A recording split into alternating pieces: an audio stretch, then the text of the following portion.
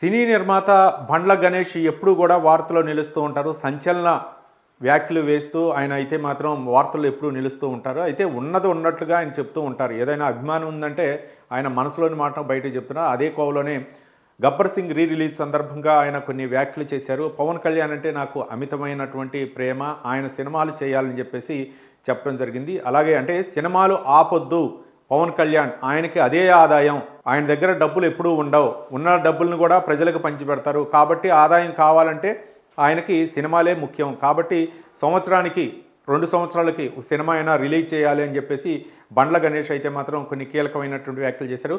గత గబ్బర్ సింగ్ మొట్టమొదటిసారిగా రిలీజ్ అయినప్పుడు ఎంత కలెక్షన్లు వచ్చినాయనేటువంటి అంశాలకైతే మాత్రం ఆయన సమాధానం దాటలేదు. చాలా కలెక్షన్లు వచ్చాయని చెప్పేసి చెప్పారు.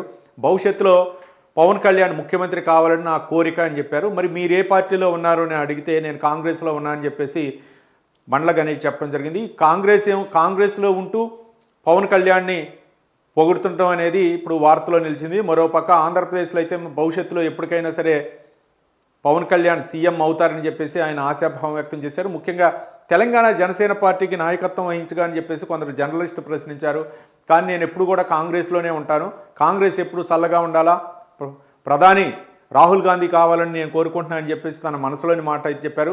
ఓ పక్క పవన్ కళ్యాణ్పై అభిమానం చూపుతూనే ఇటు కాంగ్రెస్ పార్టీలో ఉంటూ నేను కాంగ్రెస్ పార్టీ ప్రధాని కావాలా రాహుల్ గాంధీ అని చెప్పేసి ఆయన వ్యాఖ్యలు చేశారు. అంటే ఇక్కడ తెలంగాణలో ఉన్నా సరే ఆయన ఆంధ్రప్రదేశ్లో మాత్రం పవన్ కళ్యాణ్ భవిష్యత్తులో ముఖ్యమంత్రి కావాలని అయితే నేనైతే కోరుకుంటున్నానని ఎప్పటి నుంచో చెప్తున్నాను.